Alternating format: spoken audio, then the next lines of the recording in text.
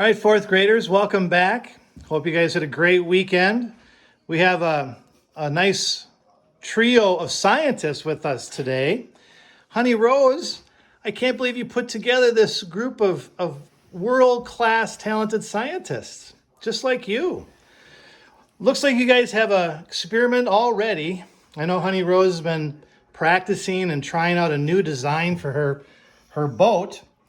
I still think the name Honey Rose is not too smart, but whatever. I guess you want to call it the Titanic, so be it. So we have some other designs here. Scientist Luke here has what looks to be, oh, there we are. Oh, yeah, you do. You look very scientific, very nice. Look at that boat that Luke has going on. What looks to be a pretty large boat with a lot of height to the sides, almost kind of a canoe design, I guess I would say. And then Honey Rose, after her research, she decided to do one that had much more of a flat bottom to it and a little bit larger than the one she did the first time. And then Micah's looks like it's kind of a smaller version of Honey Rose, has, again, a flat bottom to it. So fourth graders, we're going to do some inferring. We're going to do some inference to see if we can figure out which one of these boats is going to float the most pennies. So if you remember last lesson, Honey Rose was using this scientific method to come up with a better design for her boat. Her question was, how can I design a boat that'll hold more pennies this time than the last time? How can I make a better design? What can I do to try to float more pennies? Her research came out of that book about sink or float. And specifically, she focused on a page that talked about things that float have more area on the surface, or more, in the case of that person that was floating, that girl that was floating on the water, more of her body was on the water. She was all spread out compared to the other girl that was all balled up and she was sinking to the bottom. The one that was all spread out was floating on her back. And so Honey Rose used that research that she did to make a design that had more surface area to sit on top of the water. So that was her hypothesis. I think I can make a better boat by having more surface area, or more of the boat, a bigger area that touches the water. Now she's going to get ready to do the experiment. Once she does the experiment, she'll collect some data, some information, the results basically. And then finally, was her hypothesis correct? Was she able to hold more pennies with this design than the first design? She'll state that in her conclusion. And if it didn't work out, then she also is going to add in there, what could she do differently? Or how could this be done in a different way? What kind of other improvements maybe we could use to float more pennies? So following that scientific method, Honey Rose is ready for her experiment. Now, added on to that experiment that Honey Rose is doing just to see if she can do more pennies than the first time with her second design is also two additional designs. Scientist Luke and scientist Micah also wanted to experiment with a design. Now, Honey Rose is just trying to be 36 pennies. Her hypothesis and her question go along with that first experiment. However, the other two scientists, they're just trying to design a boat that they think will hold the most pennies. I wonder what design will hold the most pennies on water. Will it float and hold more pennies?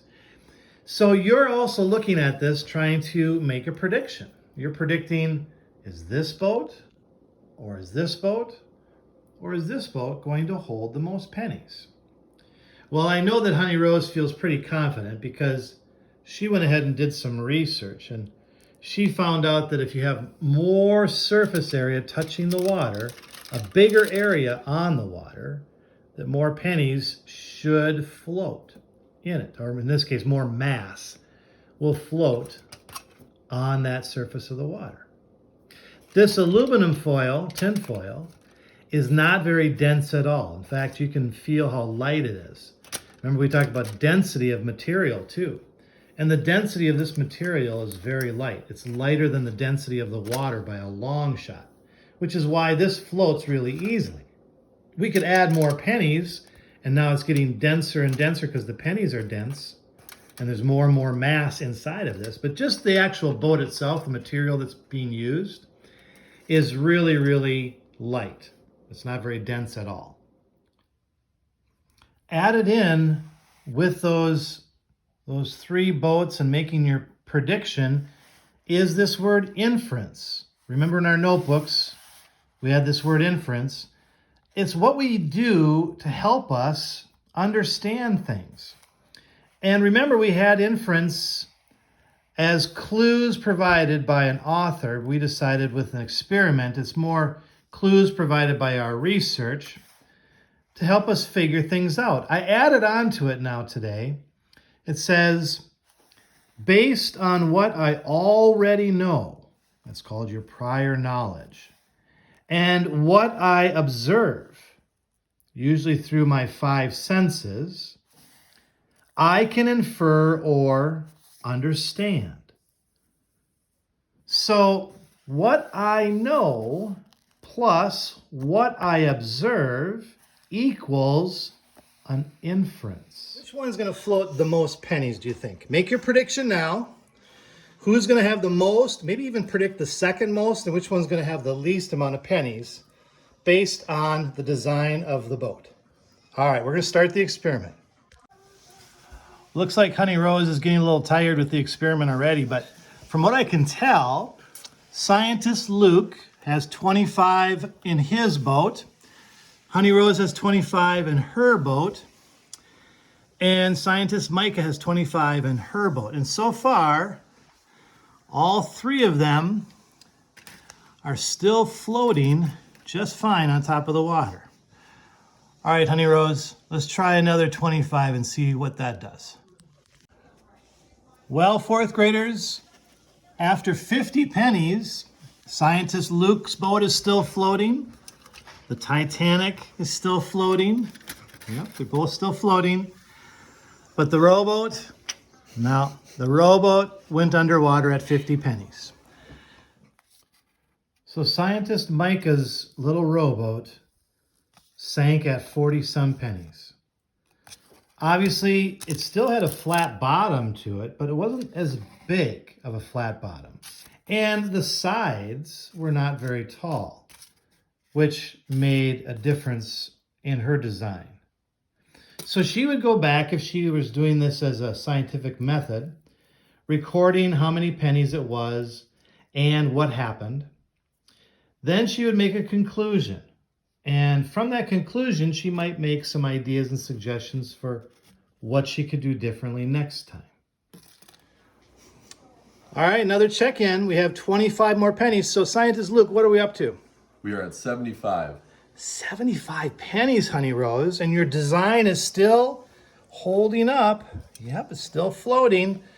Looks like scientist Luke's canoe. Yep, that's still holding up too. Wow, our next check-in, things are holding up pretty well.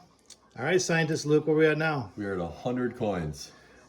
100 pennies. Wow, Honey Rose, this design, this is a lot better than your first design. Honey Rose had 36 pennies only in her first design. But hers is more kind of like scientist Micah's, even smaller than that, in fact. That's okay, scientist Micah. How many pennies was that when it finally did sink? 44. 44 pennies. All right, Honey Rose, well, let's try another 25. This is getting pretty exciting. I wonder whose boat's going to stay floating. So after 75 pennies, the Titanic was still floating. Remember, when Honey Rose made her hypothesis, she thought she would be able to float more than 36 pennies because there was more area, more surface area, more flat space. So her data, up till now anyway, is 75 pennies have been floating in that larger flat bottom boat. Her conclusion is that she was right about her hypothesis. She was able to get more than 36 pennies by having a different design. In fact, the design was more like a person that was floating on their back in the water, just a bigger amount of space on top. So her conclusion is that she was correct. But we're not quite done yet. Let's go back and see if it floats even more than the 75. Well, we finally did it, Honey Rose. We got to the point where your boat could not hold any more pennies. How many was that, Scientist Micah? 112. 112 pennies before the Titanic took on water. And as it took on water, it finally sank. Looks like Scientist Luke is pretty proud of his design. Let's go. What's the total number there, Scientist Luke? We are at 125 and she's still floating. Oh my gosh, 125 pennies. And yeah, it still is floating. This canoe design is still able to hold more pennies. So if you predicted this design as the winner, you were right. This was the second best design. It's okay, Honey Rose. It's okay. You did your best. And it was way better than your first design. Don't let Scientist Luke rub it in. It's okay. You did really, really well. And Scientist Micah, you already just got rid of yours. So it was time. That wasn't a poor loser, I hope. Okay. Well, I hope you had fun with this. We'll see you later, fourth graders. See you tomorrow.